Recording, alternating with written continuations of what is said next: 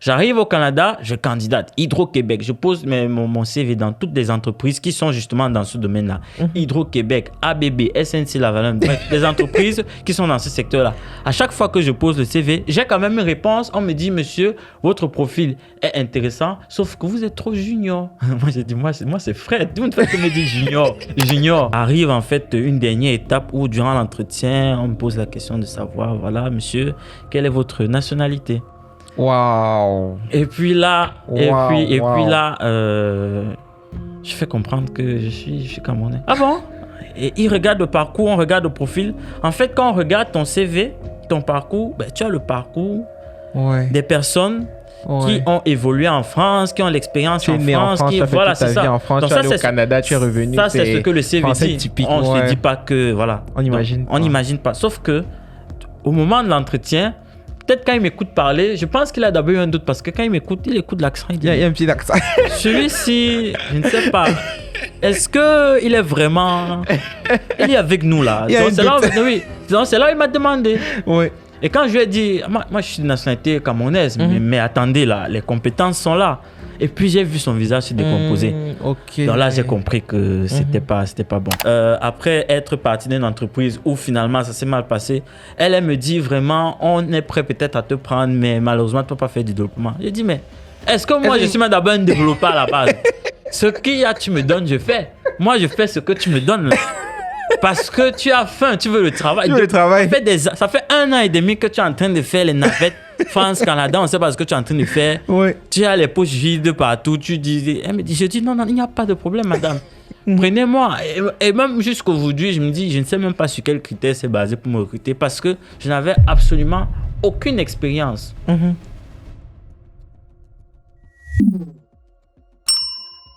Bonjour à tous et bienvenue dans Impact. Impact, c'est le podcast qui met en valeur les parcours inspirants des immigrants au Canada. Aujourd'hui, nous avons l'opportunité de rencontrer Fred Numbo, qui est d'abord un ami à moi. Il a un parcours super intéressant. Il a beaucoup voyagé. Il a fait l'Afrique, il a fait l'Europe, le Canada. Aujourd'hui, il vit au Canada. Il est immigrant au Canada.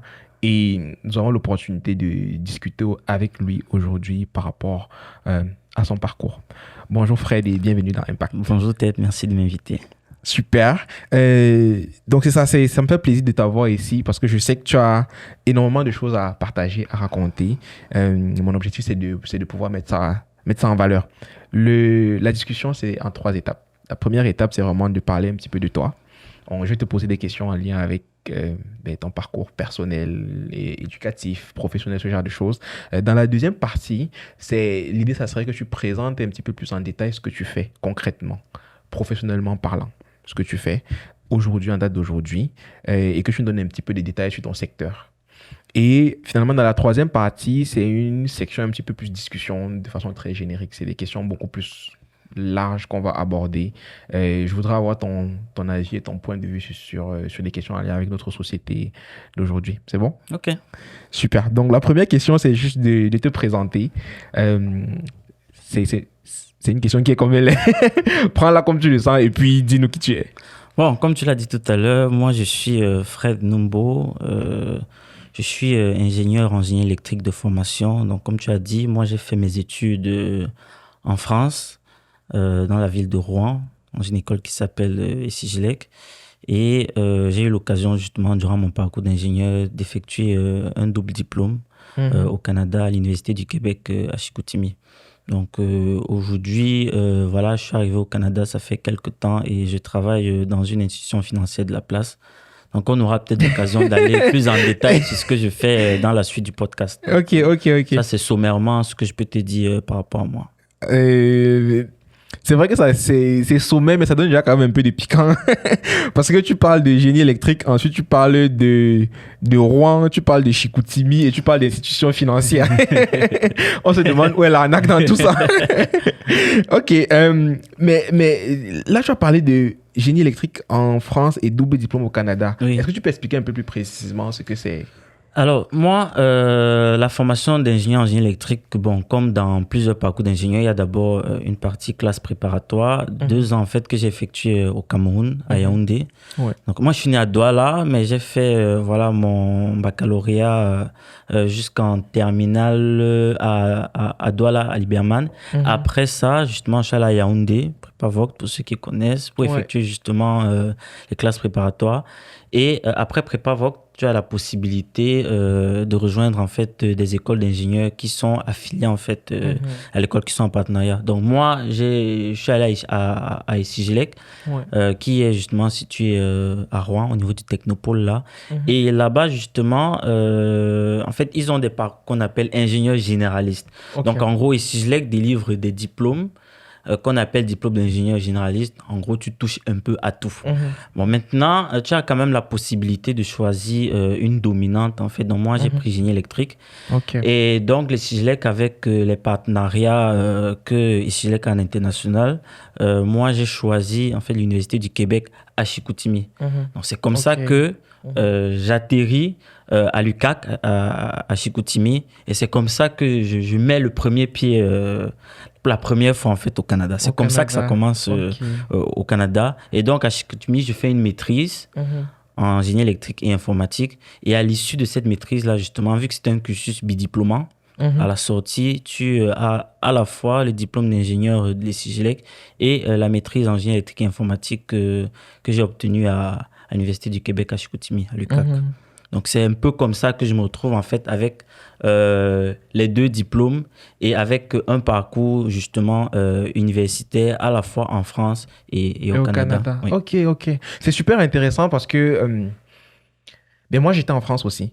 Et c'est drôle parce que la période où j'étais en France, j'avais jamais percuté sur le fait qu'il était possible que je fasse un double diplôme. Tu vois, j'avais l'impression que c'était quelque chose qui était réservé à des Français, mettons. Ouais, je vois, je vois. Donc, je pense que c'est bien de dégrossir ça et de faire comprendre aux gens que, bien, en fait, c'est possible. En fait, les gens peuvent... Il y a beaucoup de personnes qui veulent aller au Canada et qui, des fois, se disent non.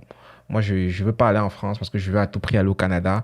Alors qu'en réalité, ben, tu pourrais être en France et venir étudier au Canada. Effectivement, il Euh, faut juste être vraiment curieux. Il y mhm. a certains établissements, parce qu'aujourd'hui, avec les partenariats qu'il y a entre divers Ouais. établissements, comme par exemple, voilà, il y a pas mal, il n'y a pas que les Sigilec Mhm. qui offrent ce genre de partenariat avec des établissements au Canada, hein. Ouais. Il y en a plusieurs. Il faut juste être curieux Mhm. au moment où, voilà, tu effectues ta scolarité, quels sont les partenariats de ton établissement, Mhm. est-ce que tu as la possibilité, pour ceux qui n'ont pas peut-être la possibilité d'arriver directement au Canada via les études, en fait, Mhm.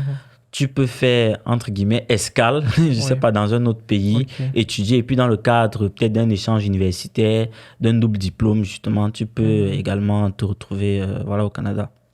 Mais qu'est-ce qui t'a fait choisir le génie électrique à la base, en Mais termes de dominante? en fait, justement, après Pavoc, il y avait ce qu'on appelle le voyage d'études. Voyage d'études, en fait, c'était une excursion scolaire qu'on effectuait chaque année Mhm. où on amenait les étudiants, en fait, à visiter des entreprises. Ok. Et donc, il y a plusieurs entreprises qu'on avait visitées. Et moi, j'avais été beaucoup marqué par la visite qu'on avait effectuée à EDEA. Il y a un barrage hydroélectrique là-bas. Mhm. Donc, du coup, j'avais vraiment été beaucoup Mhm. marqué Ok. lors de cette visite-là. Mhm. Et puis, c'est comme ça, en fait, que ça a commencé à naître, en fait, ma Mhm. passion pour le génie électrique. Donc, c'est Mhm. comme ça que Mhm. j'ai dit, OK, moi, je vais vraiment essayer, dans mon parcours, de m'orienter dans le génie électrique. Après, le génie électrique est vaste. Ouais. Moi, le génie électrique dont je parle ici, c'est vraiment beaucoup plus ce qui va être réseau électrique, en fait, et Mhm. transport d'électricité à haute tension. C'est ça Ok. que j'ai effectué durant ma maîtrise, en fait. Ok, super. Mm. Je comprends. Intéressant. Mais qu'est-ce qui t'a fait te dire que tu voulais faire un double d'études au Canada? Un double diplôme. Est-ce que c'était juste le fait de vouloir faire l'école, comme on dit? Est-ce que c'était basé sur la curiosité? Est-ce que c'était basé par le... Est-ce que c'est le fait que ce soit le Canada qui t'a interpellé? Qu'est-ce qui t'a fait te dire à un moment donné que tu voulais partir? Parce qu'à la base, un diplôme d'ingénieur, c'est quand même déjà assez solide. Pourquoi tu veux rajouter des années supplémentaires pour faire une maîtrise? Mais en fait, je ne visais pas le Canada. Je n'avais pas d'aspiration vraiment particulière par rapport au Canada. Comme tu dis, moi, je faisais déjà mes études en France. Ouais. Je me disais, j'allais finir avec mon diplôme d'ingénieur et puis that's it. Mais sauf que ce qui s'est passé, c'est que en deuxième année, cycle ingénieur, ils nous présentent dans l'opportunité. Donc, sur la liste d'élèves, en fait, donc, on retient un certain nombre d'élèves, d'accord, qui sont bien classés et on leur propose, OK, nous, on vous donne la possibilité, si vous le souhaitez, d'accord, d'effectuer les études à l'international pour pouvoir faire comme un échange. Bon, comme tu as dit tout à l'heure, pour ceux qui viennent déjà, par exemple, d'Afrique, du Cameroun, pour eux, le fait d'être déjà en France, c'est un peu comme déjà un cursus effectué à l'international. Donc, rajouter encore un autre voyage. Il y en a plusieurs qui ont dit, bon, écoutez, je suis déjà en France, c'est bon, c'est correct. Et n'ont pas plus poussé. Il y en a d'autres, justement, qui ont été un peu plus curieux. Mais au début, en fait, sur les propositions que j'avais, je ciblais une école aux États-Unis.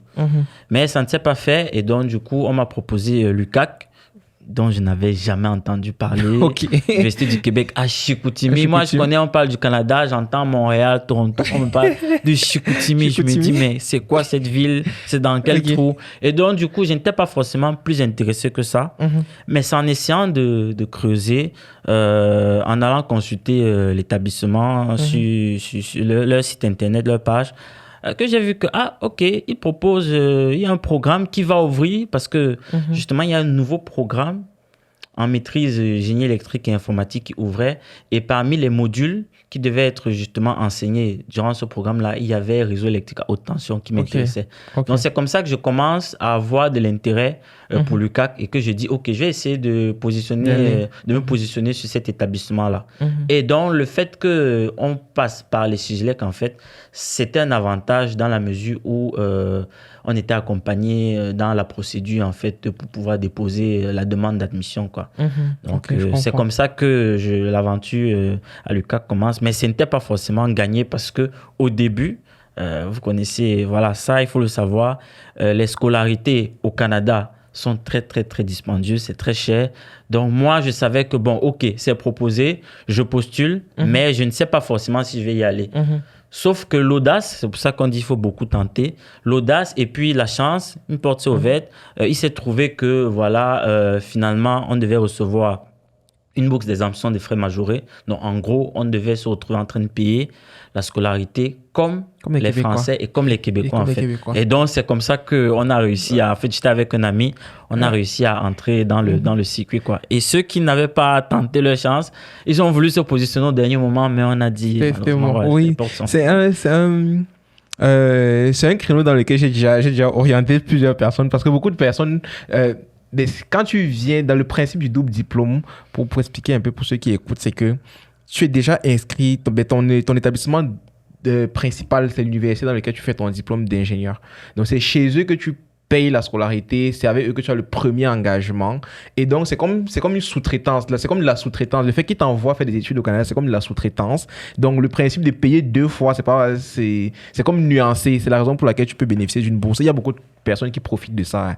Les gens ne sont pas au courant, mais allez chercher ceux qui veulent venir au Canada, qui n'ont pas les moyens. Allez en France et faites des doubles diplômes. Vous allez payer moins cher et vous allez quand même avoir une très bonne qualité. Des fois, justement, oui, il y a des opportunités qui se présentent. Donc, il faut vraiment tenter.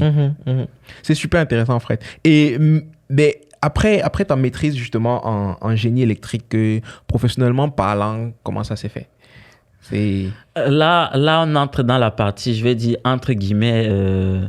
la plus sombre de mon parcours, en fait. C'est là où les difficultés ont vraiment commencé, là. Parce que moi, quand je finis les études, j'ai un diplôme d'ingénieur dans une école, quand même, une belle école en France. J'ai une maîtrise dans une université au Canada. Donc, je me dis, très clairement, ça va être une évidence. Quand moi, je vais positionner mon CV, on va dire, mais attends, lui, comment ça se fait qu'il soit en train de chercher du boulot là? On a besoin de lui rapidement. Mais erreur, ça n'a pas du tout été évident. Ah oui, parce que quand moi, je termine mes études, déjà, il y a quelque chose qui se passe. Pour pouvoir valider la maîtrise, il faut faire un stage. Là où j'ai senti que ça allait être difficile, c'est que le stage de fin d'études, en fait, je ne réussis pas à le décrocher au Canada. OK. Parce qu'au Canada... Ils regardent ton profil, ils disent, bon, tu n'as pas d'expérience chez nous. On voit que tu as un parcours intéressant, mais tu es junior. Donc ça, c'est quelque chose qu'on te renvoie beaucoup à la face. Donc, et il y a cette difficulté-là pour ceux qui viennent de sortir des études, en fait, de pouvoir décrocher la première opportunité. Et moi, je l'ai senti déjà avec le stage. Donc, sauf que je postulais et au Canada et en France, parce que j'avais toujours... voilà, j'étais encore étudiant. Voilà, j'étais toujours étudiant en France, bien qu'étant au Canada. Et donc, l'opportunité que j'ai décrochée, c'est plutôt en France. Donc, la validation de ma maîtrise, en fait, se fait avec un stage que j'effectue en France, pas au Canada. Donc, c'est là où déjà les micmacs commencent. Donc, je rentre en France, je finis mon stage. Pareil, quand je finis mon stage en France, je me dis, OK, j'ai fait mon stage chez RTE, qui est vraiment une entreprise qui est spécialisée dans le domaine d'études que j'ai effectué, réseau électrique à haute tension. Donc, c'est la branche de EDF, pour ceux qui sont en France, qui effectue en fait de transport d'électricité à haute tension. Donc, sauf que quand je finis mon stage chez RTE, mais l'embauche ne se fait pas immédiatement. Comme c'est une entreprise publique, il faut recommencer le parcours de candidature depuis le début, comme quelqu'un qui n'est pas dans l'entreprise. Je parcours leur offre, en fait, leur site d'emploi, je lance ma candidature. La candidature est acceptée parce que on regarde le profil. Parce qu'avant d'aller au Canada, j'ai d'abord fait un stage. Donc, j'ai fait tous mes stages, en fait, chez eux. Oui, chez eux, dans cette entreprise-là. Donc, ce qui fait que quand je dépose mon CV, tout de suite, ça suscite l'intérêt. Ah, c'est quelqu'un de chez nous, il connaît la boîte, il a effectué des études en génie électrique haute tension. Donc, c'est quelqu'un qui... Il est fait pour être chez nous. Là, le profil qu'il faut. Voilà. Sauf que, lors des entretiens, quand on me reçoit, après avoir fait les diverses et différentes étapes, arrive en fait une dernière étape où durant l'entretien, on me pose la question de savoir, monsieur, quelle est votre nationalité? Waouh! Et puis là, je fais comprendre que je suis camerounais. Ah bon? Et il regarde le parcours, on regarde le profil. En fait, quand on regarde ton CV, ton parcours, tu as le parcours des personnes qui ont évolué en France, qui ont l'expérience en France, qui voilà, c'est ça. En France, tu es allé au Canada, tu es revenu. Ça, c'est ce que le CV dit. Typique, on ne se dit pas que, On n'imagine pas. On n'imagine pas. Sauf que, au moment de l'entretien, peut-être quand il m'écoute parler, je pense qu'il a d'abord eu un doute parce que quand il m'écoute, il écoute l'accent. Il y a un petit accent. Celui-ci, je ne sais pas. Est-ce qu'il est vraiment... Il est avec nous, là. Donc, c'est là où il m'a demandé. Oui. Et quand je lui ai dit, moi je suis de nationalité camerounaise, mais attendez là, les compétences sont là.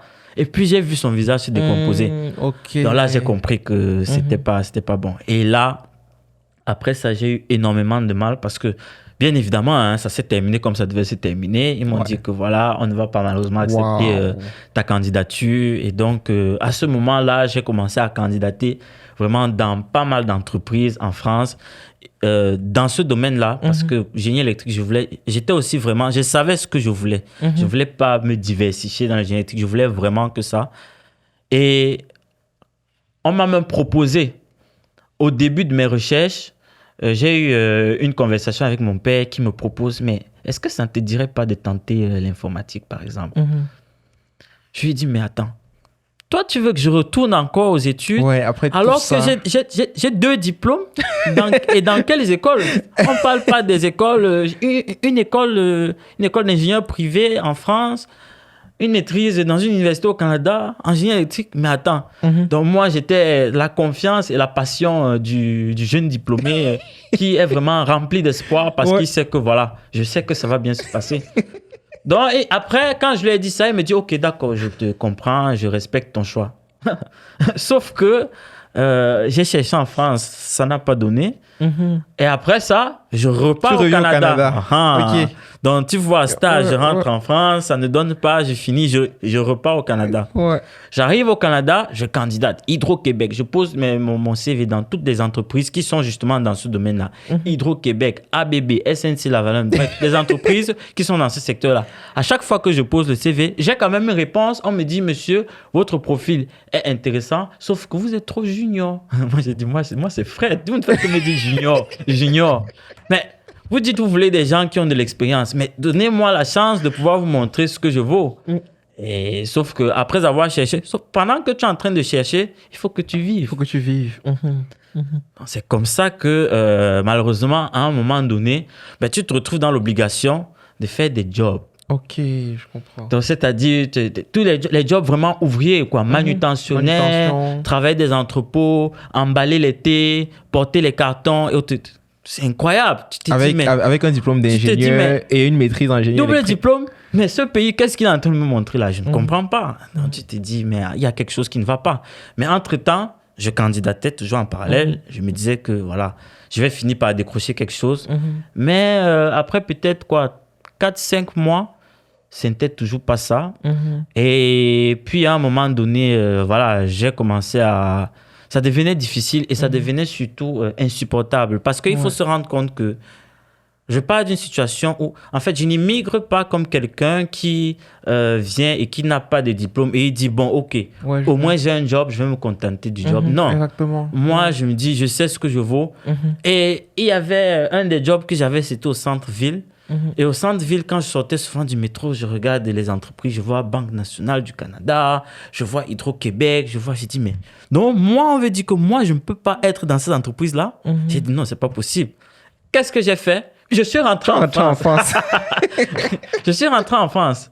Donc, à un moment donné, de l'extérieur, qu'est-ce que les gens, eux, voient? Ils voient, ah non, mais lui, je vois qu'il fait beaucoup de navettes, France, Canada, France, ça veut dire que... Il a beaucoup d'argent. Ah non. Ça lui donne... C'est quelqu'un qui est très instable. J'étais en train de chercher à trouver comment est-ce que je peux... Donc, à un moment donné, quand j'ai pris la décision, bon, écoutez, le génie électrique, ça ne le fait pas, ça prend du temps. Et j'ai pas envie de faire autre chose dans le génie électrique. Si je dois changer, quitte à changer pour aller dans un secteur qui est quand même prometteur, avec beaucoup d'opportunités. Et c'est comme ça que je m'oriente vers l'informatique. C'est comme ça que je ferme la porte au génie électrique. Wow. Donc, c'est là où se fait la transition du génie électrique vers justement le domaine des TI, en fait, technologie de l'information.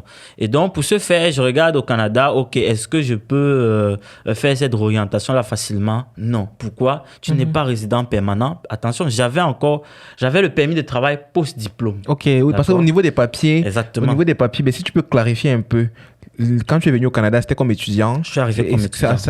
L'évolution de tes papiers s'est passée comment entre la France et je suis arrivé comme étudiant au Canada, dont j'avais mon permis d'études qui était, je crois, sur 2 ans. Et en France, en même temps, j'avais le titre de séjour étudiant.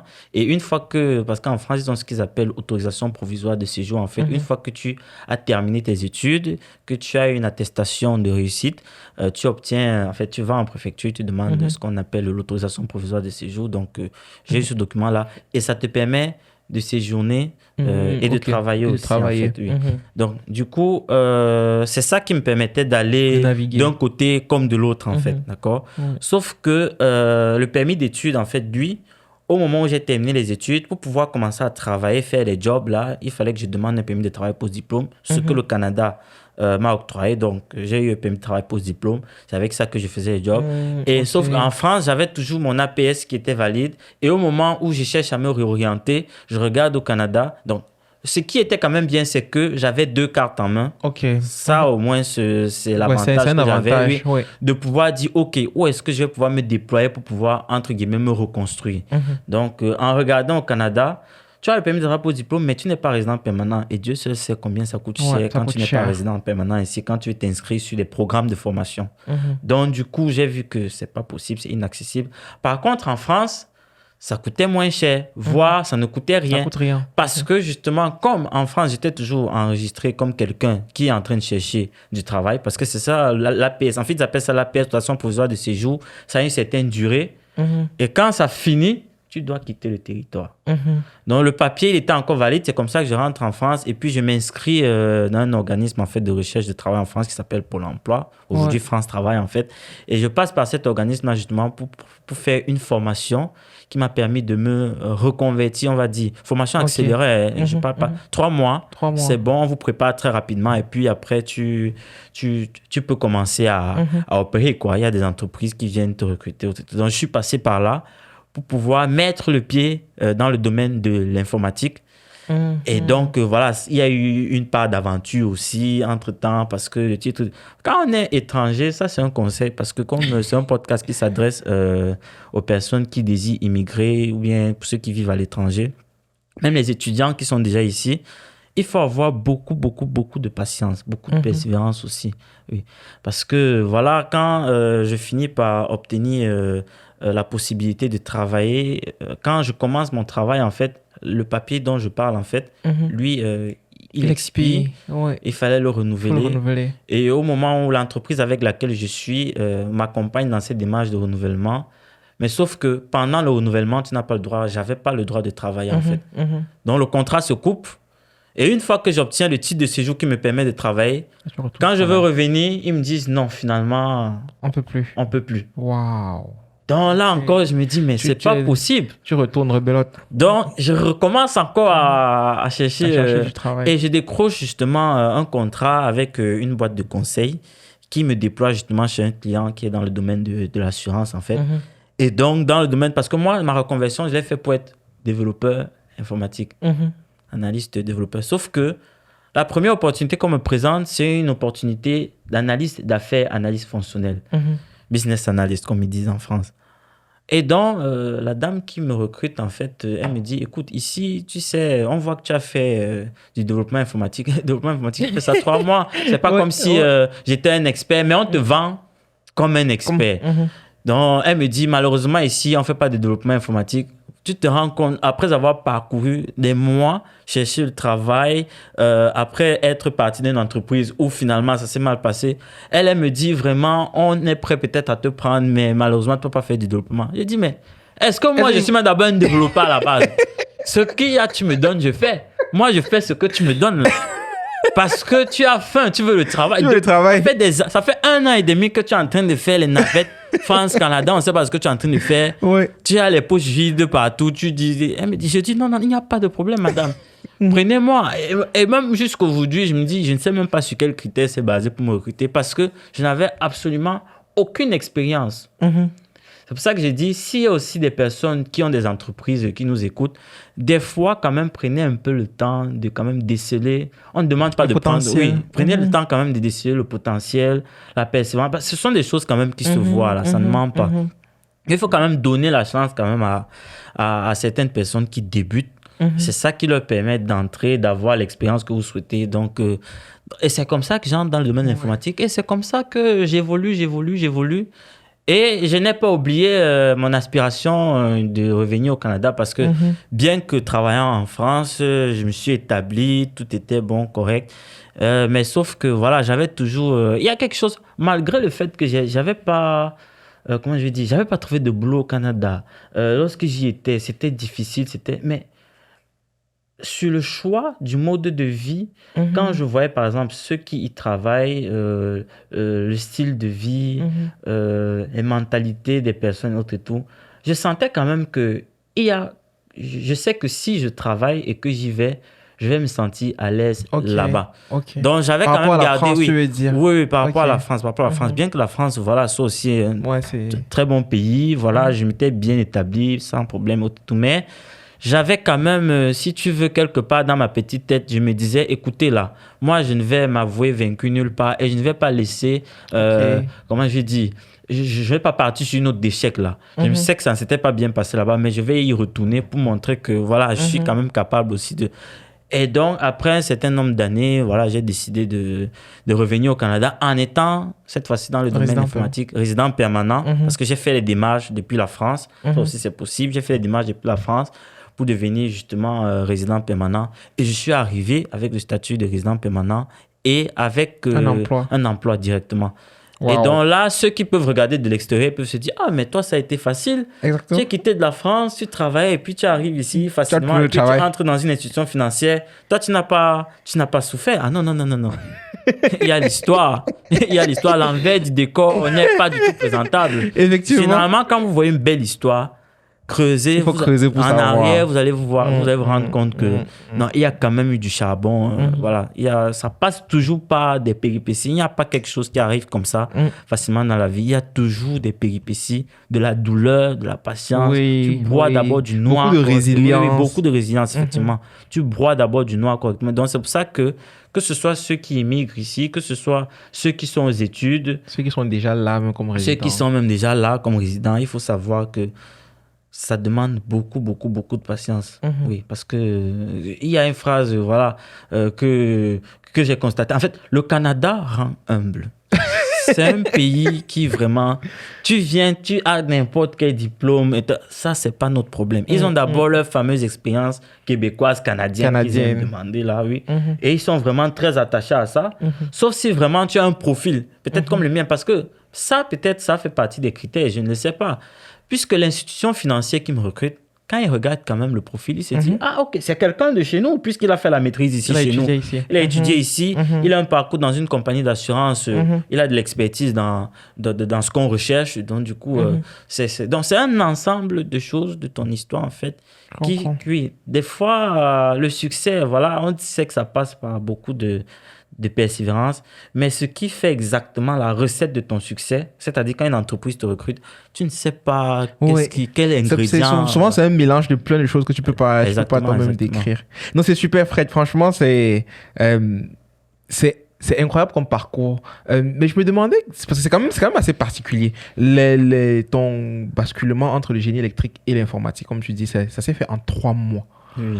C'est les 3 mois, ça consistait en quoi précisément? Les 3 mois de formation que tu as fait, en fait, de reconversion. Les 3 mois de reconversion, en fait, chez Pôle emploi France Travail, ils ont un programme qui a été conçu pour les Bac plus 5, d'accord? Et ce programme de reconversion vise justement à dire, OK, on prend des profils Bac plus 5 qui ont quand même une certaine aptitude à pouvoir apprendre rapidement. On les forme en informatique, d'accord, pour qu'ils puissent se déployer dans les entreprises. Mais pour pouvoir être admis à ce programme-là, il fallait au préalable que tu aies une promesse d'embauche d'une entreprise. Donc, si tu as une entreprise qui mise sur toi et qui va s'engager auprès de Pôle emploi, parce que Pôle emploi finance ta formation dans l'espoir que dans l'espoir qu'à l'issue de la formation qu'on finance, tu ne vas plus être quelqu'un de Pôle emploi. Parce que Pôle emploi, son but, en fait, c'est de réduire le nombre de demandeurs d'emploi, autant pour moi. Donc, du coup, on finance, mais après, tu n'es plus chez nous. Et donc, du coup, j'avais la promesse d'embauche. Ça a été financé. Et durant la formation, moi, je m'étais inscrit à un programme pour développer informatique, comme je disais là, oui. Donc, tu fais 3 mois, mais bon, vous connaissez les boîtes de conseil et on te vend comme quelqu'un qui a peut-être 3 ans d'expérience pendant que 3 mois. Et après, on t'envoie au front. Tu te débrouilles. Tu te débrouilles. Tu veux manger, tu fais ce qu'il faut faire pour pouvoir justement t'en sortir. Donc, tu te débrouilles. Voilà. Et donc, c'est comme ça que ça s'est fait. Et comme j'ai dit, c'était 3 mois quand même intenses. Donc, on avait, du lundi au vendredi, de 8h à 17h. Tu retournes à l'école, en fait. Donc, après avoir terminé 2 ans, tu retournes encore à l'école, pour faire cette formation-là, à l'issue de laquelle on te déploie peut-être éventuellement chez un client, ou bien tu restes dans la boîte de conseil pour pouvoir effectuer certaines missions qu'ils ont en interne, quoi. Oui.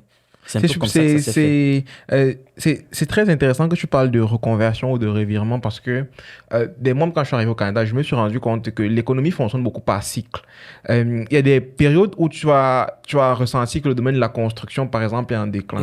Les gens ont du mal à trouver du travail. Il y a beaucoup de licenciements massifs et c'est normal. À un moment donné, ça va être le domaine de l'aéronautique. Il y a quelques années, c'était l'aéronautique. Tous ceux qui avaient fait de l'aéronautique étaient obligés de se reconvertir dans notre secteur. Après, ça va être le domaine... Les seuls domaines qui n'ont pas eu ça, c'est le domaine de la santé parce que pour l'instant, il y a une grosse pénurie. Mais pareil, même dans les tech, en général, dans le hard tech, dans les 2 dernières années, les grosses compagnies ont licencié énormément de personnes. On ne s'attendait pas à ça. Donc, en réalité, les gens doivent se préparer à s'adapter. Les gens doivent être capables de s'adapter correctement avec l'évolution de l'économie, avec les cycles. Ça demande du courage, de la résilience, mais il faut passer par là. Oui. Il faut vraiment se mettre ça à l'esprit parce que plus rien n'est sûr là. Plus rien n'est sûr. Et moi, comme j'ai dit, quand j'ai fini les études, j'avais beaucoup de passion, beaucoup de rêves. Mais il y a les rêves, il y a les réalités. La passion, tout ça, c'est bien beau, mais c'est pas la passion qui te fait manger, là. C'est vrai qu'on dit oui, il faut vivre de sa passion. Ce que je fais tous les matins, il faut que ça me plaise, c'est ça qui me motive. Oui, ok, c'est bon, il n'y a pas de problème.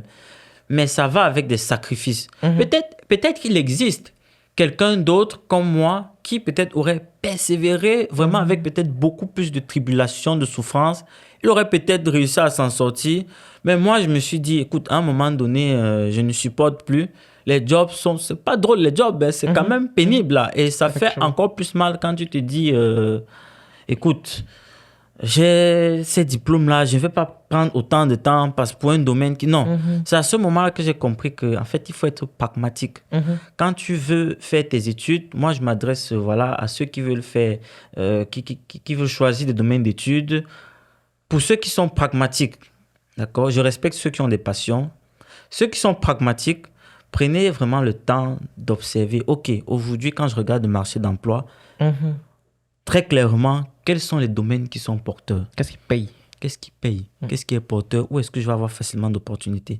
C'est en fonction de ça que je vous recommande de dire, OK, je choisis tel domaine d'études parce que je sais quand même que j'ai de fortes chances après mes études de trouver un emploi dans ce domaine-là et se préparer à l'éventualité que ça peut arriver que ça change. Et donc, il faut être constamment dans une attitude où j'apprends à m'adapter. Je m'adapte. Ça ne va pas, je change d'environnement, je m'adapte. Et donc, ça, c'est quelque chose que j'ai aussi appris avec ces différentes étapes-là, ces différentes épreuves. Il faut progresser en s'adaptant. C'est nice. Maintenant, Fred, est-ce que tu peux nous dire, aujourd'hui, qu'est-ce que tu fais? Précisément, parce que là, tu as parlé, on a bien vu ton évolution. Tu es revenu au Canada, comme tu dis. Mais tu as travaillé en France, justement, dans une compagnie d'assurance, en tant qu'analyste d'affaires, analyste fonctionnel. Exact. Et tu as quitté ton travail en France pour venir t'installer au Canada, justement, comme résident permanent avec un emploi dans une institution financière. Je reviens au début de ce que tu as dit. Mais qu'est-ce que tu fais comme travail au quotidien? Alors, aujourd'hui, je suis analyste fonctionnel dans une institution financière. Mon travail au quotidien consiste en fait à mettre en relation le côté affaires avec les développeurs, ceux qui sont tech en fait. Donc, vous vous souvenez, je vous ai dit, j'ai fait une petite formation de développement informatique. Ça n'a pas été complètement inutile.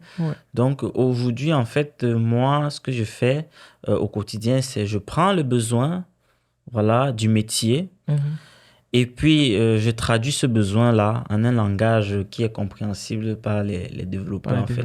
Donc, ça, c'est un peu, en quelques mots, hein, sans vraiment entrer dans les détails, ce que je fais. Je suis un peu comme un intermédiaire. En fait, ça s'appelle analyste fonctionnel. Voilà.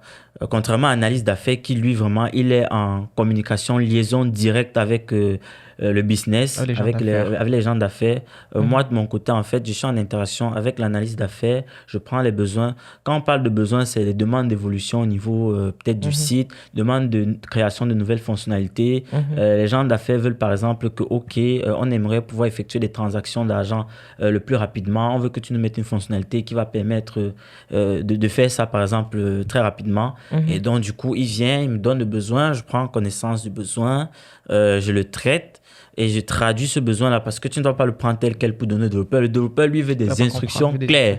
Qu'est-ce que je code? Qu'est-ce que je développe? Ou bien, ceux qui font assurance qualité, ils demandent, OK, qu'est-ce qu'il faut que je teste? Donc, moi, c'est mon rôle, justement, de communiquer avec le côté tech en leur donnant des spécifications fonctionnelles pour savoir, en fait, OK, la fonctionnalité qui est attendue, c'est celle-ci. Il est prévu que quand tu vas cliquer sur tel bouton, voici ce qui doit se passer. Ça doit s'exécuter à telle vitesse. Voilà la performance qui est attendue. Voilà. Et une fois que c'est fait, je m'en vais, je prends le résultat. Je propose aux gens d'affaires, OK, est-ce que ça correspond à ce que vous attendiez? S'ils disent oui, OK, c'est bon, c'est validé. S'ils disent non, je retourne au niveau des développeurs et des AQ, assurance qualité, pour dire, OK, il y a quelque chose sur lequel on n'est pas complètement lié, il va falloir ajuster telle chose. Et puis voilà, donc c'est un peu ça mon boulot au quotidien. Et ça n'a complètement rien à voir avec le génie électrique. En tout cas. Rien. Non, rien. Il n'y a pas aucun lien, c'est un autre monde. Voilà. Donc, mais c'est intéressant de le dire parce qu'aujourd'hui, justement, les TI, je mets vraiment TI entre guillemets, c'est vraiment un secteur d'avenir, c'est un secteur d'opportunité. On ne le dit jamais assez. Les gens, il y a beaucoup d'opportunités dans les TI, c'est ça l'avenir. On est en train de tout digitaliser, on est en train de tout transformer, on est en train de repenser la façon qu'on vit, la façon qu'on fait les entreprises.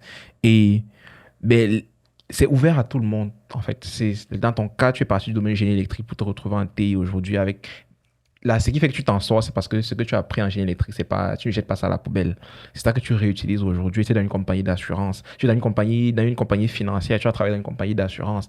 Les personnes qui ont étudié en économie, des personnes qui ont travaillé dans des cabinets comptables, des personnes qui ont travaillé, même des médecins, aujourd'hui ont des opportunités, peuvent avoir des opportunités en TI. Et c'est intéressant parce que je vais glisser justement une autre information. C'est que le 16 novembre 2024, il y a une conférence qui est organisée. Je sais qu'on en a déjà parlé dans un autre épisode. Une conférence qui est organisée justement sur les métiers des TI en général, plus spécifiquement tout ce qui est analyse d'affaires, analyse fonctionnelle. L'objectif, c'est d'expliquer, de vous présenter comment est-ce que vous pouvez faire pour entrer dans ce secteur-là. Peu importe le secteur dans lequel d'où vous venez, que vous soyez médecin, ingénieur, mathématicien, économiste, peu importe, il y a un canevas qui est quand même assez clair pour vous accompagner et pour vous permettre de découvrir le secteur des TI et de pouvoir vous bâtir une carrière dans les TI. Mais finalement, je reviens un peu à nous, Fred, est-ce que ça te plaît ce que tu fais? Est-ce que, je veux dire, après tous ces revirements, toutes ces évolutions-là, tous ces questionnements, est-ce qu'aujourd'hui, ça te satisfait d'un point de vue professionnel, d'un point de vue personnel? Je suis très épanoui dans ce que je fais aujourd'hui. Je suis vraiment très épanoui. J'aime ce que je fais. J'aime la position que j'ai. Je ne m'étais jamais imaginé, voilà, auparavant, hein, même si quand j'étais sur les bancs, si tu me disais, OK, c'est dans ce secteur-là que tu vas travailler, je ne l'étais jamais imaginé. Aujourd'hui, je vais peut-être te choquer. Si tu me proposes une opportunité en génie électrique, je ne vais pas y aller. Pour quelle raison? Ben parce que finalement, en fait, comme j'ai dit, j'apprends à être pragmatique. Donc, en TI, ce qui est bien, c'est que, comme tu as dit tout à l'heure, beaucoup d'opportunités, ça bouge, ça évolue, c'est prometteur et il y a beaucoup d'opportunités ou bien de possibilités d'évolution. Tu comprends? Donc, ce qui fait que quand je vois ce que j'ai comme opportunité ou bien comme portes qui peuvent s'ouvrir, voilà, si par exemple aujourd'hui, on ne le souhaite pas, mais si aujourd'hui par exemple je ne suis plus avec tel employeur, je décide, ok, je veux trouver un autre emploi toujours en TI, dans ma perception, je pense que j'aurais plus de chances de trouver une autre opportunité rapidement que si, par exemple, je suis en génie électrique. Je comprends. Les opportunités ne sont pas les mêmes. Chaque domaine a ses réalités. Et aujourd'hui, en informatique, hein, ce qu'on peut constater clairement, c'est que voilà, il y a beaucoup d'opportunités. Donc, c'est vrai qu'il y a des moments où la demande est forte, il y a des moments où la demande est moins forte, mais c'est la même réalité dans tous les domaines. Mais ce que je vais dire, c'est que voilà, si je compare les deux marchés, j'ai la possibilité de me déployer beaucoup plus rapidement ou bien de quitter d'une opportunité à une autre si je suis en TI. Oui. Mais c'est très intéressant parce que c'est un exercice que je demande souvent aux gens de faire. C'est mathématique. C'est quand quelqu'un vient me dire, qui me dit, ah ok, moi je suis en train de vouloir faire un poste d'analyste en assurance qualité, mais pas dans le domaine de l'informatique. L'assurance qualité vraiment dans tout ce qui est agroalimentaire, par exemple, contrôle de la production, des usines, des choses comme ça là. Moi, je vais être analyste en assurance qualité ou conseiller en hygiène, santé, sécurité, versus par exemple les TI, les développeurs logiciels ou analystes d'affaires. Moi, je vais dire, va sur Indeed, va sur LinkedIn, fais une simulation de recherche d'emploi. Je vais dire, écris poste conseiller en hygiène et santé, sécurité. Délimite le périmètre. Je veux que ça soit, par exemple, à Montréal, avec 25 km autour de cette région-là. Délimite la période. Je veux sur le dernier mois qui est passé. Regarde le nombre de postes qui va sortir. Relève ce chiffre-là. Si tu fais le même exercice pour l'autre poste que tu as sur la table. Mais c'est sûr que si tu as une offre, si pour une recherche d'emploi, tu as 50 offres et pour une autre recherche d'emploi, tu as 400 offres, on ne parle pas de la même chose. Exact. Ça veut dire que c'est 50 opportunités, sachant qu'il faut que tu ailles filtrer maintenant pour trouver ce qui s'applique à ton profil. Quand tu as 50 possibilités, si jamais tu perds ton opportunité, ça peut être très difficile de retrouver une opportunité. Quand tu en as 400, c'est pas la même chose. Donc, c'est petite astuce pour aider les gens là qui se posent des questions par rapport à ça. Fred, c'est très intéressant ce que tu me dis. Je vais aller te questionner un peu sur des aspects un petit peu plus génériques. Je voudrais savoir finalement qu'est-ce que tu penses de l'immigration. Parce que tu es parti du Cameroun, tu es allé en France, tu te retrouves au Canada aujourd'hui. L'immigration canadienne aujourd'hui pour toi, est-ce que c'est quelque chose de positif? C'est comme... comment je vais dire, ça dépend de ce que chacun cherche en fait. Il y a des gens qui immigrent pour des raisons familiales. Ils se disent, bon, ok, j'ai envie de donner une meilleure situation Mhm. à ma famille. Bon, il y a les portes du Canada aujourd'hui Ouais. qui sont ouvertes, donc du coup, voilà, j'y vais. Je comprends ça, je le respecte. Il y a même des personnes qui sont souvent, par exemple, très bien établies là où elles sont, hein, mais décident peut-être parce que elles se projettent, elles pensent aux enfants, elles disent, bon, ok, moi, je vais y aller vraiment parce que je pense à mes enfants. Mhm. Et il y a d'autres personnes qui le font parce que ils veulent voir autre chose. Mhm. Ils veulent voir autre chose. Ok, ils étaient en France, ils ont vécu en France. Bon, peut-être qu'il y a des aspects en France qu'ils n'apprécient pas, des choses qu'ils préfèrent peut-être du côté du Canada, ils y vont. Donc, l'immigration, vraiment, ça dépend de ce que tout un chacun recherche, de ce qu'il a Mhm. comme aspiration, comme Ouais. ambition. Donc, quelles que soient les raisons qui poussent un X ou un Y à immigrer au Canada, moi, je respecte. Mais sauf que ce qu'il faut donner peut-être comme conseil ou bien comme recommandation à ceux qui immigrent, c'est que quand vous venez dans un pays, par exemple, comme le Canada, dans la plupart des cas, parce qu'il y a quand même des exceptions qui sortent du lot, ou peut-être ils quittent, je sais pas, du Cameroun, et puis ils arrivent au Canada directement, ça s'enchaîne, ils trouvent un travail. Il y a quelques exceptions comme ça, mais dans la plupart des cas, tout sera à refaire. Mhm. Et ça, il faut en avoir conscience. Conscience. Ça va Mhm. être difficile Mhm. dans la plupart des cas. Tu changes de pays, c'est un nouveau système, ok, tu cherches un avenir qui est peut-être meilleur parce que tu te dis, bon, là où je suis actuellement, de toute façon, j'ai rien de mieux, donc du coup, je Mhm. vais y aller parce que, entre guillemets, je me dis que c'est peut-être plus simple parce que ceux qui sont généralement peut-être au pays, comme on dit, ont toujours souvent peut-être la sensation, l'impression que c'est beaucoup plus simple de l'autre Mhm. côté. Et Mhm. pourtant, Une non. perception. Quand tu arrives, en fait, il faut vraiment t'attendre à ce que ce soit beaucoup plus difficile. C'est Mhm. un nouveau monde, un nouvel environnement. La neige, l'hiver, oui, au Canada, il fait très, très, très froid. Donc, il faut vraiment... Et ça fait partie des épreuves. Ça Mhm. fait partie des épreuves. Quand tu dois te Ouais. lever pour aller travailler dans un boulot que tu n'aimes pas trop, à moins 20 degrés, tu n'es pas... Donc, moi, ce que je peux donner comme recommandation, en fait, c'est donc, l'immigration. Moi, je n'ai aucun problème contre l'immigration. C'est juste que c'est vrai, c'est dommage. Bon, on aurait aimé ça qui est voilà, des opportunités au pays, qu'on puisse se déployer facilement, que ce soit très attractif.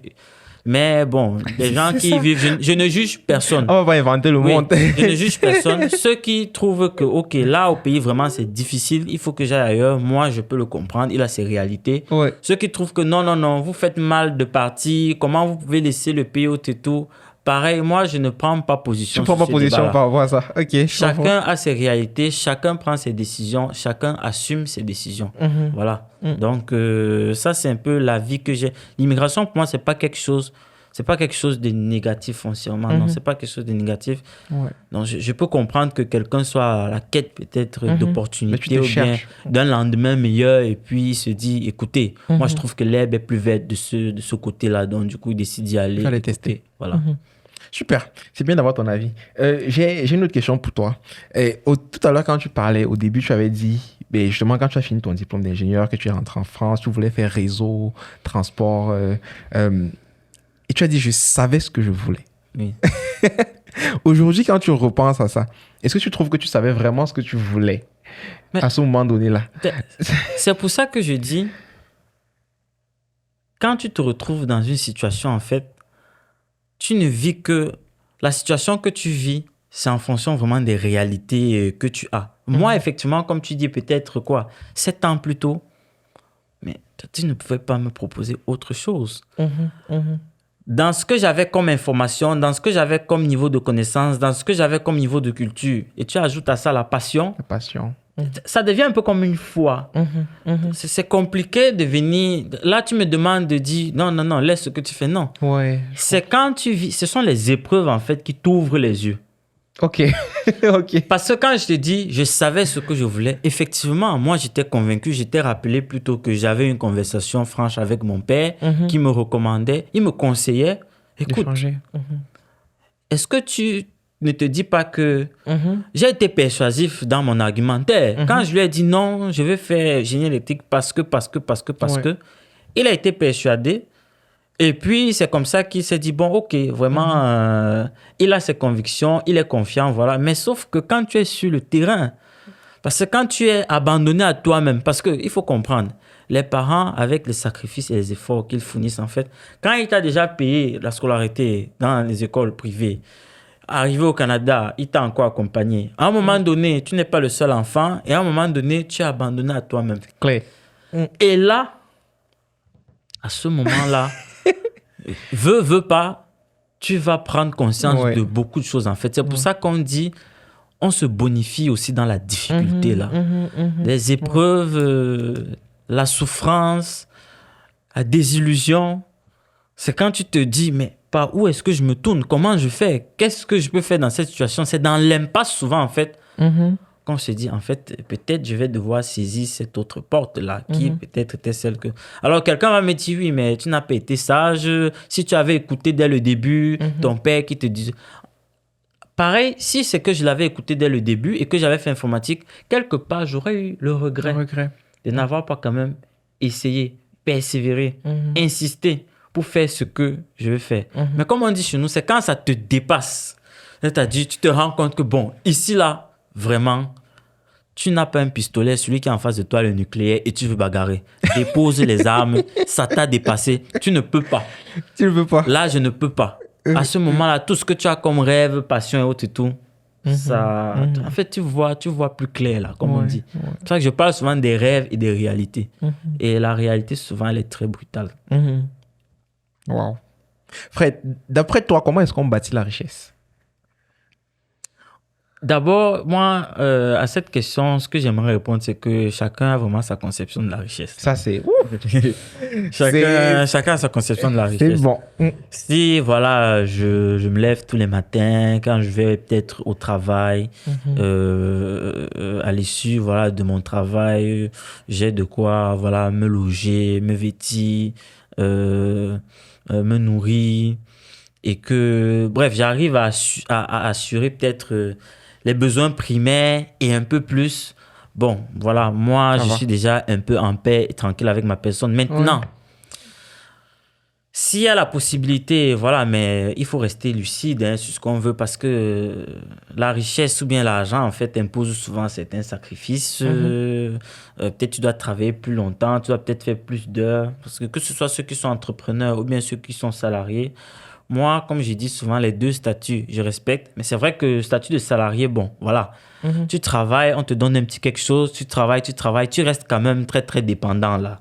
Tu vois, si du jour au lendemain, tu n'as plus ton emploi et tout. L'entrepreneur, j'ai aussi envie de dire la même chose. Mais parce c'est que, pareil, voilà. Tu n'as pas de clients, tu n'as pas d'argent. Tu n'as pas de clients, tu n'as pas d'argent. Et comment les clients évoluent, comment le marché s'ouvre ou ça ne s'ouvre pas. Ça ne dépend pas que de toi. Donc, il y a des challenges des deux côtés. Et puis, comme je dis, il faut que chacun juste fixe son curseur, de se dire, bon, OK, le niveau d'argent, si, pour moi, ça me va. Ça me va. Maintenant, l'argent a ses règles. Si tu veux plus, il te dit, peut-être tu vas devoir me donner ton bras. Donne-moi ton bras si tu veux plus. Voilà. Mais il y a un niveau où tu te dis, bon, je suis quand même un peu équilibré. Mon équilibre, vie professionnelle, vie de famille, c'est bon. Donc, j'ai pas envie de... Mais si c'est que tu veux pousser dans le travail, il faut le savoir. Il y a quelque chose qui va devoir... sacrifier. Que tu vas sacrifier. C'est obligé. L'argent a ses règles. Il y a quelque chose que tu vas devoir sacrifier. Peut-être tu vas passer moins de temps avec ta famille. Tu vas peut-être passer... Je sais pas, tu t'exposes à des burn-out, tu t'exposes à des dépressions, tu t'exposes... Donc, vraiment, c'est pour ça que ce soit le salarié, que ce soit l'entrepreneur, les deux, quand je les regarde, je les respecte. Je ne juge pas ceux qui font souvent, voilà, comment je vais dire ça, le procès de dire, oh non, vous êtes salarié, c'est pas bon, il faut évoluer dans votre vie, il faut évoluer. Mais s'il n'y avait que, comment je dis, des entrepreneurs qui travailleraient pour d'autres. Voilà, c'est ça. Donc, du coup, chacun a son rôle. Et maintenant, en fonction de ce que tu cherches, il faut savoir qu'est-ce que tu es prêt à faire comme sacrifice. Donc, ça, c'est un peu la vision que j'ai de la richesse. Prends ton argent. Si c'est que tu dis ce niveau-là, c'est correct pour moi, je m'arrête là. Mais si c'est que tu veux plus, il faut te dire, il y a quelque chose que je vais devoir laisser. Waouh. C'est une excellente perspective. C'est parce que, mais généralement, quand on parle de richesse, les gens vont plonger directement sur l'aspect financier en disant je veux le plus d'argent, je veux bâtir le plus d'argent, je veux le plus gros patrimoine. Mais ce que tu dis est très pertinent. Je pense qu'effectivement, chacun devrait définir son curseur, en fait, et être à l'aise avec son curseur parce que, comme tu dis, l'argent a ses règles. Oui, Et oui, je c'est pense que ça. on est tous, autant toi que moi, que ceux qui écoutent, on est tous très bien conscients de ce qu'il faut que tu sacrifies ou que tu perdes pour avoir un certain niveau d'argent. Exactement. C'est waouh. Fred, on arrive à la fin de l'épisode. Je voudrais juste te donner l'opportunité de mentionner, de nous parler de deux personnes de ton choix. Je n'ai pas obligé de mentionner leur nom, c'est à ta discrétion. Mais l'idée, ce serait que tu nous dises un petit peu en quoi est-ce qu'ils t'inspirent ou en quoi est-ce qu'ils t'ont marqué euh, particulièrement. C'est juste ça. Ah, ok. Ben, alors, il y a des personnes que j'ai, comment je dis,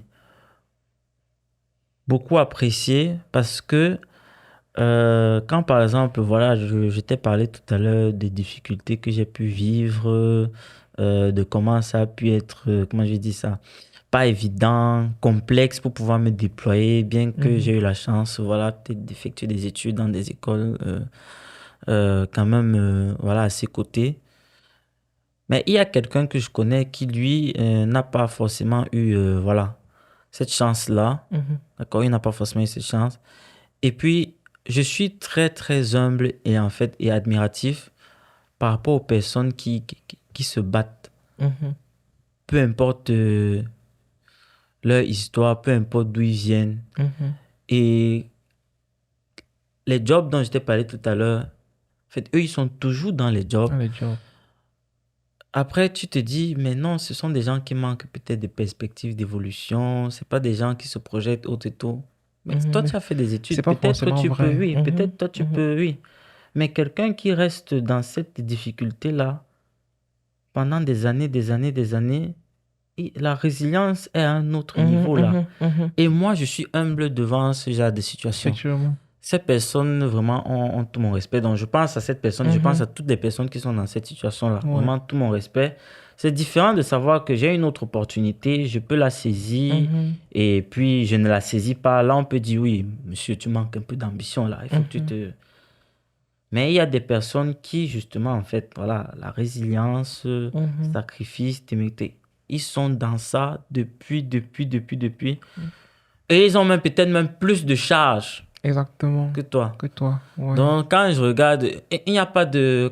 moi, j'appelle ça des leçons. Va, regarde, et puis tu t'étais. Mhm. Mhm. Ça parle... c'est une histoire qui parle d'elle-même. C'est une histoire dont j'ai beaucoup d'humilité, beaucoup de respect pour ces personnes. Ce sont des personnes qui m'inspirent et ce sont des personnes qui me poussent à prendre vraiment au sérieux aussi le travail que je fais. Mhm. Pourquoi? Parce que quelque part, je me dis souvent, OK, je suis au travail, c'est plutôt peut-être, c'est pas aussi contraignant, tu es Mhm. assis, tu travailles et tout. Des fois, tu as tendance souvent Tu peut-être à vouloir te relâches. plaindre. Tu te Mhm. dis, mais non, c'est toi. Non, non. C'est pour ça qu'on dit, il faut, voilà, pour ceux qui croient en Dieu, rendre grâce par rapport à la position que toi tu as. Il faut savoir qu'il y a des gens qui, voilà, il faut souvent, comme on dit, c'est les excursions là, comme on dit en Mhm. fait, qui te montrent Il faut certaines marcher. réalités. Faut marcher, regarder, fréquenter des gens pour comprendre que, ah oui, il y a des gens qui... Mhm. Ça te permet aussi de te conforter Dans ta dans position. ta position. Mhm. Parce qu'il y en a qui sont toujours en train de... Ils sont jamais contents, sont jamais Mhm. satisfaits. Ou Mhm. tout. Non, Mhm. non. Mhm. Faut vraiment voir ça pour apprendre à dire merci d'abord par rapport à là où je suis. Mais ça ne t'empêche pas effectivement d'aspirer De toujours à viser plus, de plus. viser plus. Ou Mhm. tout, oui. Mhm. Donc ça, c'est un peu... en quelques mots, je vais dire, c'est l'humilité. Oui, oui, L'humilité. la notion Mhm. d'humilité Waouh. que ça ramène en moi. C'est Waouh. les profils qui m'intéressent là. Mhm. Les C'est personnes que je intéressant. connais dans ce sens-là qui, justement, m'inspirent beaucoup. Waouh. C'est très. Ça me fait avoir une réflexion parce que ben, quand je suis allé en France, justement, en France, il y a beaucoup de. Mais comme tu sais, c'est plus facile de prendre la route, mettons, de l'Afrique Oui. pour voyager, aller en France, aller en Italie, dans ces pays-là. Et généralement, les personnes qui prennent la route, c'est très difficile pour eux. C'est un niveau de résilience, un niveau de courage qui est quasiment inhumain. Mais ils vont faire ces sacrifices-là pour voyager, pour aller à l'étranger, parce qu'ils sont à la recherche d'un avenir meilleur. Quand je parle d'humilité, ça vient beaucoup me chercher parce que, ben, justement, des fois, on est même privilégié, on s'en rend même pas compte. Exact. Même si c'est difficile, même si c'est difficile dans ta situation, le fait de faire quand même de belles études, d'avoir quand même une belle position, d'avoir quand même tes papiers et d'avoir quand même un job et de souffrir de ne pas avoir un emploi, ben, c'est important de rester humble parce qu'en réalité, il y a des personnes qui ont pris la route, il y a des personnes qui font des demandes d'asile parce qu'ils sont persécutés.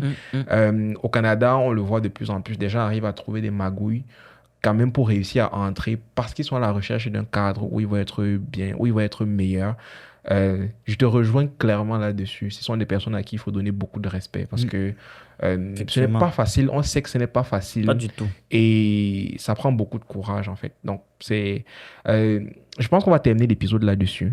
C'est un épisode que j'ai beaucoup apprécié. J'ai beaucoup aimé discuter avec toi, Fred, aujourd'hui. J'espère que vous aussi, vous avez apprécié l'épisode, que vous avez apprécié le contenu qu'on a délivré aujourd'hui. C'est ça qu'on veut réaliser avec Impact. On veut avoir de l'impact. On va avoir de l'impact dans la vie de toutes ces personnes dont on est en train de parler ici. Si vous vous retrouvez dans ça et que ça a de l'impact sur vous, ben, partagez-le pour que ça puisse communiquer aussi cet impact-là à d'autres personnes. À très bientôt dans Impact. Merci.